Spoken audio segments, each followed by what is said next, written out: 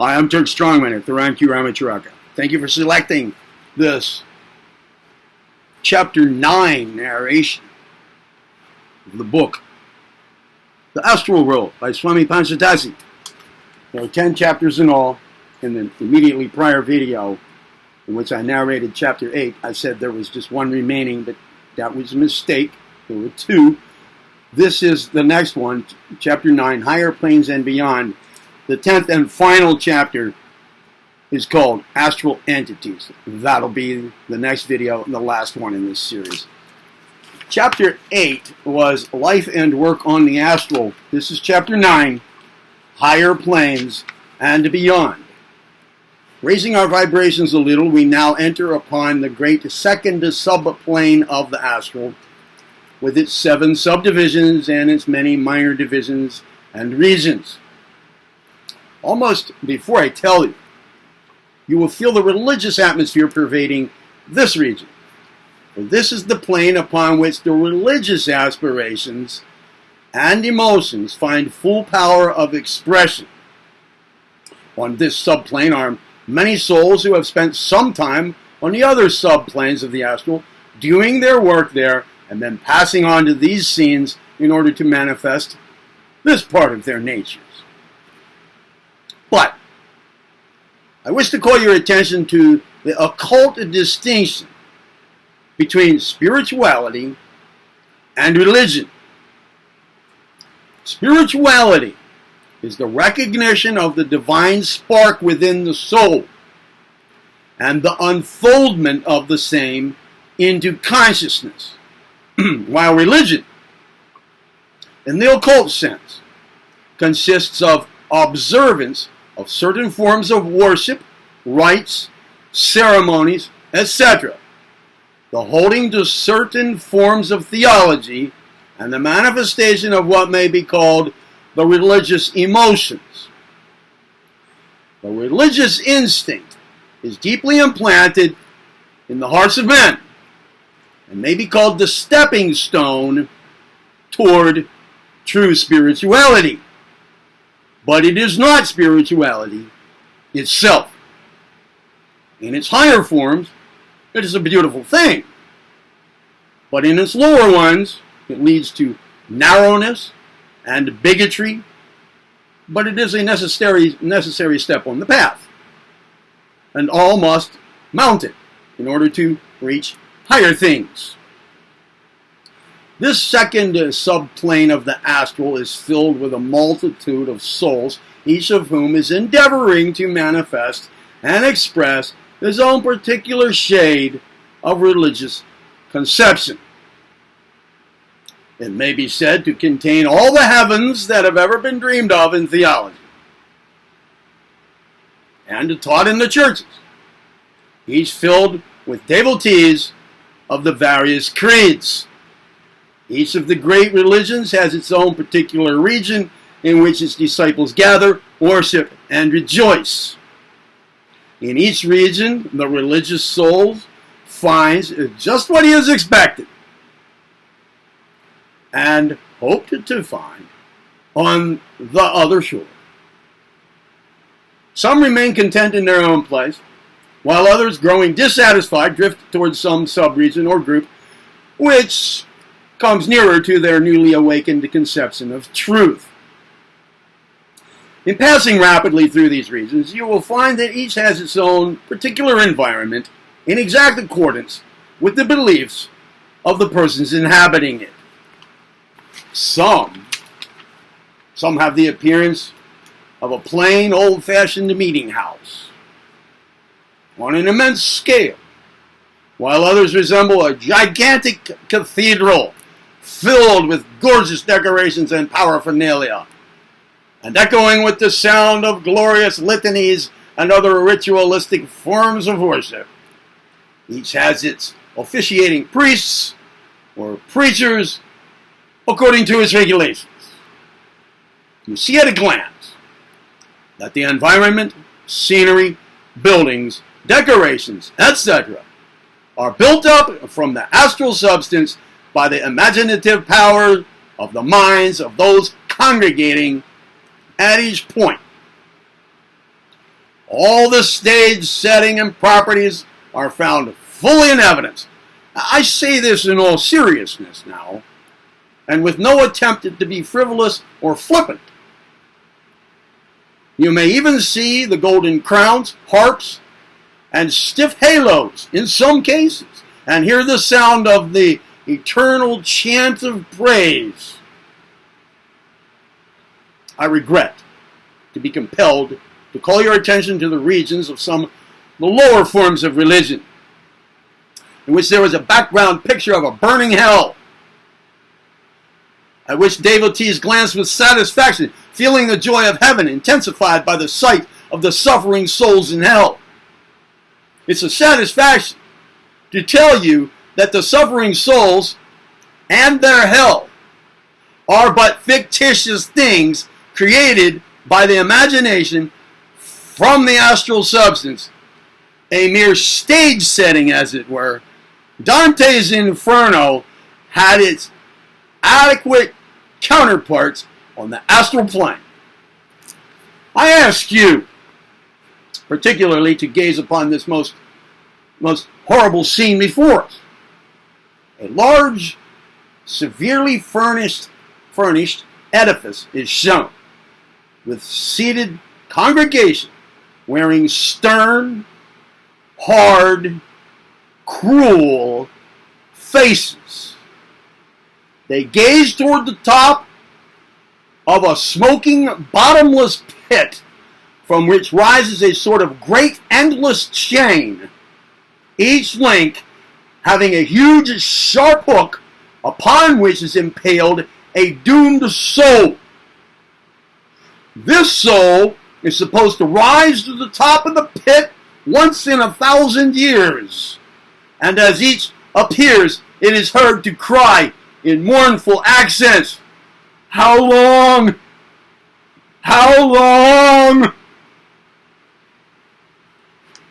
To this agonized question, a deep, stern voice is heard replying, "Forever. Forever." I'm glad to tell you that this congregation is dwindling. Many evolving to higher conceptions, and practically no new recruits arriving from the earth plane to fill the depleting ranks.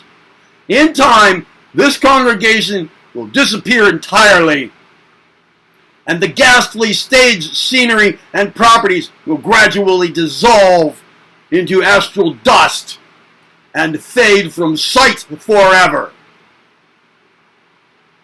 All forms of religion, high and low, Oriental and Occidental, ancient and modern, are represented on this plane. Each has its own particular abode. It would delight the heart of the student of comparative religion to visit these scenes. There are some beautiful and inspiring scenes and regions on this plane, filled with advanced souls and beautiful characters. But alas, there are some repulsive ones also. It is marvelous, in viewing these scenes, to realize how many forms human religion and the theology have taken in the evolution of religion. Every form of deity has its region with its worshippers. It is interesting to visit the scenes once filled with the worshippers of the most ancient religions. Many have only a handful of worshippers remaining on this plane, while in some cases the worshippers have entirely disappeared and the astral scenery of the region, its temples and shrines, are crumbling away and disappearing, just as have the old temples disappeared on the material plane. On the highest of the subplanes of the astral, we find many regions inhabited by the philosophers, scientists, metaphysicians, and higher theologians of the race. Those who used their intellectual power in striving to solve the riddle of the universe and to peer behind the veil by the use of intellect alone. high and low, are met with here. There are as many schools of philosophy and metaphysics here as there were religious sects on the plane below. Some are pitifully weak, crude, and childish in their conceptions. Others have advanced so far that they seem like demigods of intellect.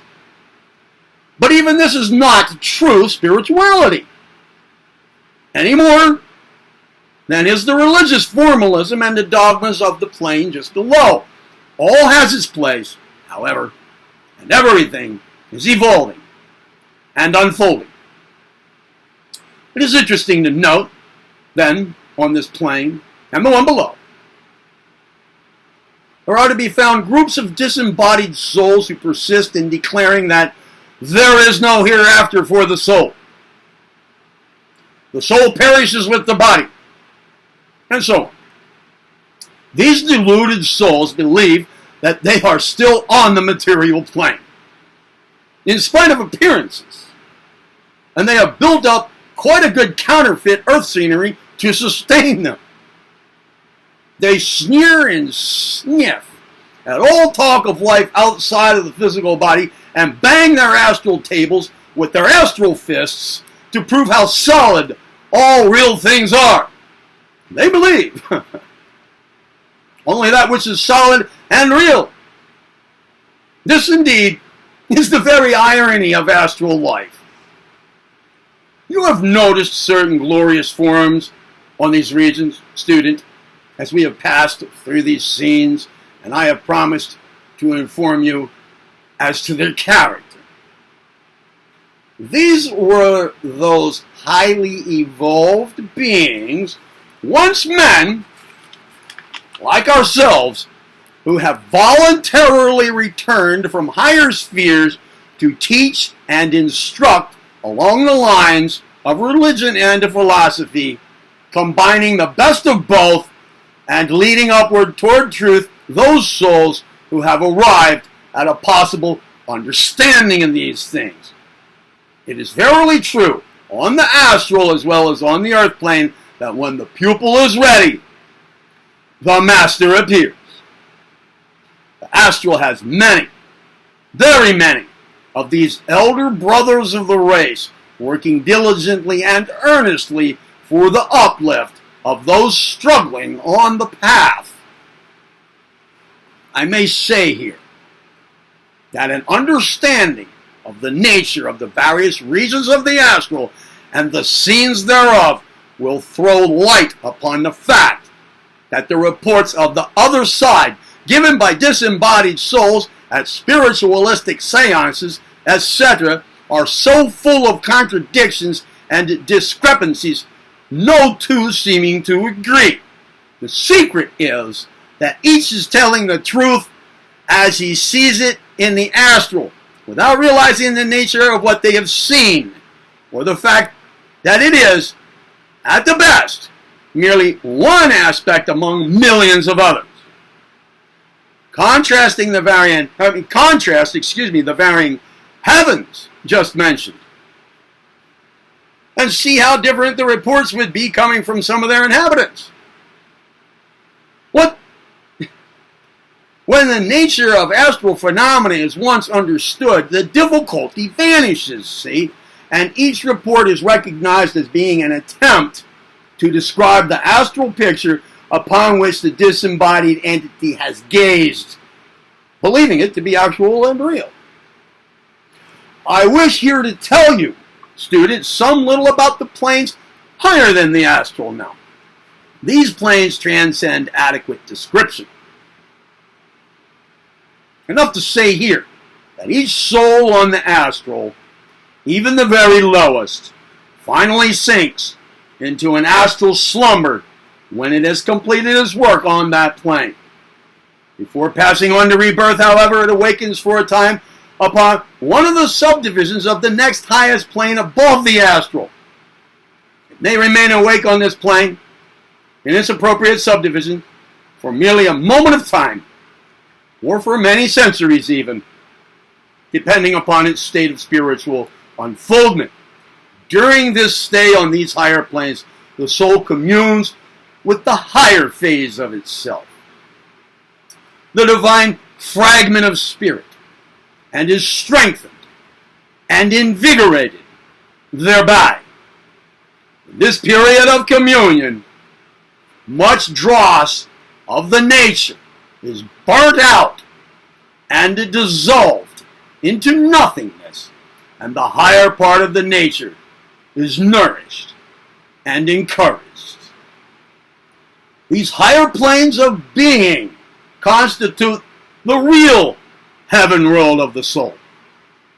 The more highly advanced the soul, the longer does it abide between incarnations on these planes. Just as the mind is developed and enabled to express its longings and ambitions on the astral, so is the higher portions of the soul strengthened and developed on these higher planes. The joy, happiness, and spiritual blessedness of these higher planes are beyond ordinary words. So wonderful are they that even long after the soul has been born again on earth, there will arise within it memories of his experiences upon those higher planes, and it will sigh for a return to them, as a dove sighs for its far-off home, towards which its weary wings urges flight. Once heard, the harmony of the heaven world is never forgotten. Its memories remain to strengthen us in moments of trial and of sorrow. These, then, are the real heaven worlds of the occult teachings, something far different from even the highest astral planes. The reports of the mystics are based on experiences on these planes, not upon those of the astral. Your soul has truly informed you regarding the reality of the existence of these wonderful regions and scenes. It has not deceived you. Therefore, hold fast to the ideal and the vision. Follow the gleam. Follow the gleam.